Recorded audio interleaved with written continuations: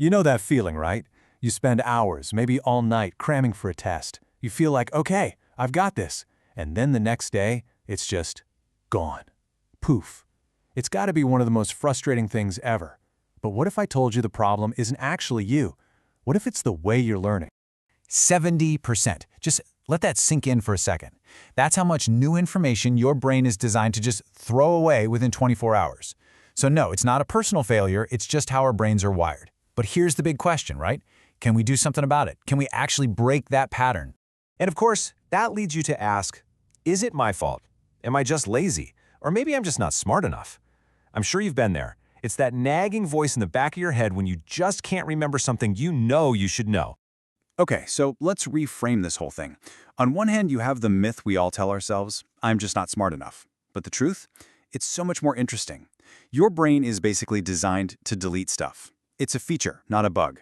Think of it like a super efficient machine that's constantly cleaning house to save energy, getting rid of anything it thinks isn't crucial. And that means that most of our go-to study habits, they're actually working against our brain. You know, rereading chapters over and over, highlighting everything in sight. It feels productive, right? But to your brain, it's just passive noise. It's basically the learning equivalent of mindlessly scrolling past hundreds of ads online. You see them, but do you remember any of them? Nope. So there's actually a name for this culprit. Scientifically, it's called the forgetting curve. And this is a model that shows us something really important. Our memories don't just fade away gradually. Oh no, they basically fall off a cliff. And the scariest part? That drop is steepest right at the very beginning. And look at this. This shows you just how fast it all happens. I mean, within just 1 hour, you're already seeing a significant drop. By the end of a single day, it's a major loss. And after a week, you're lucky if you're left with a few fragments. It's kind of brutal. But what if we could actually interrupt this? What if we could stop it? Well, that's exactly what we're going to get into. We are going to look at 5 key strategies, rooted in science and widely used in Japan, that are designed to do one thing: stop that forgetting curve dead in its tracks. Okay, first up, active recall.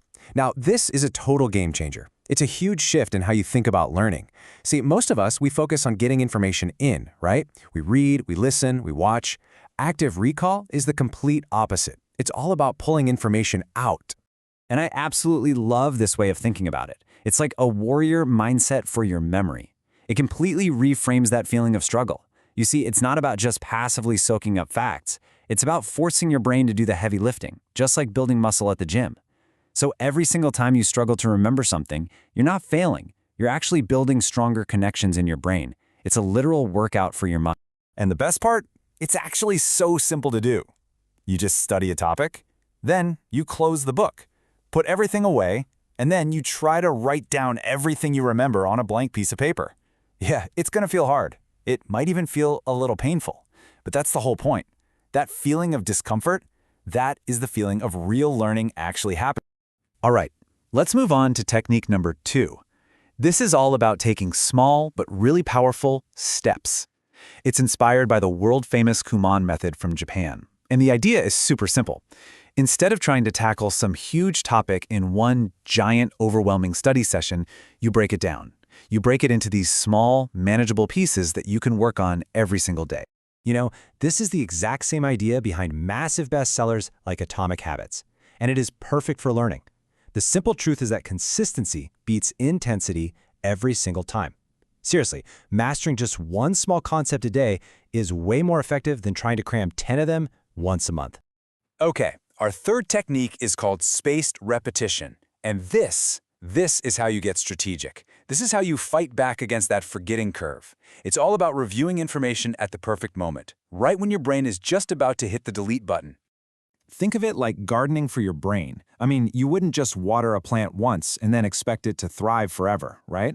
Of course not. You water it every few days. Spaced repetition is the exact same thing, but for your memories. You revisit them at just the right intervals to keep them strong and growing.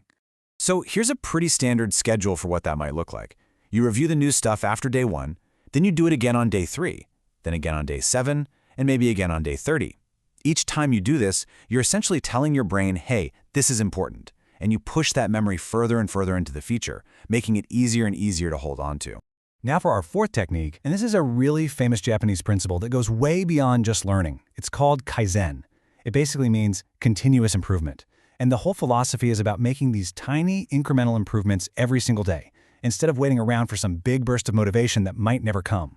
And the magic number here, it's just 1%. That's it. The question is, can you get just 1% better today? We're talking about maybe 6 extra minutes, 2 minutes on active recall, 2 on a quick review, 2 on practice. It sounds like almost nothing, right? But the effect, it's absolutely astonishing. That's because that tiny 1%, it compounds. And as you can see here, the results are just incredible. After about 15 days, you're going to see a noticeable difference for sure. But look at that jump by day 30. Your progress becomes dramatic.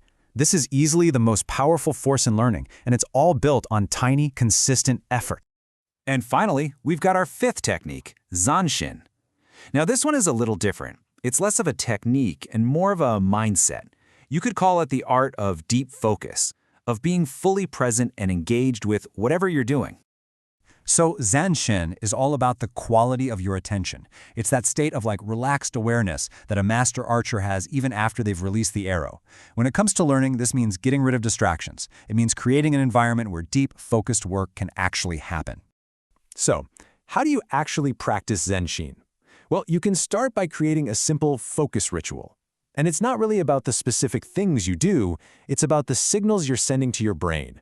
Things like having a dedicated study space, putting your phone in another room, or even just using a specific pen or notebook for your studies.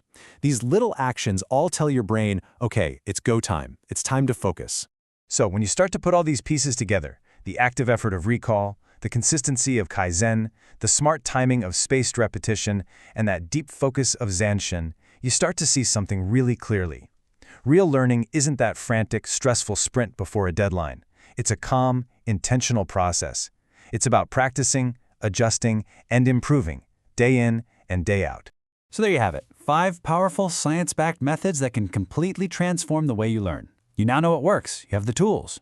So the real question is, what are you going to do about it? Will you actually use them? And look, you don't have to do everything all at once. That's not the point. Just pick one. Try active recall right after this. Or maybe commit to that 1% improvement tomorrow. The key is to start small and to start today. I promise you'll be amazed at how one tiny step can change absolutely everything.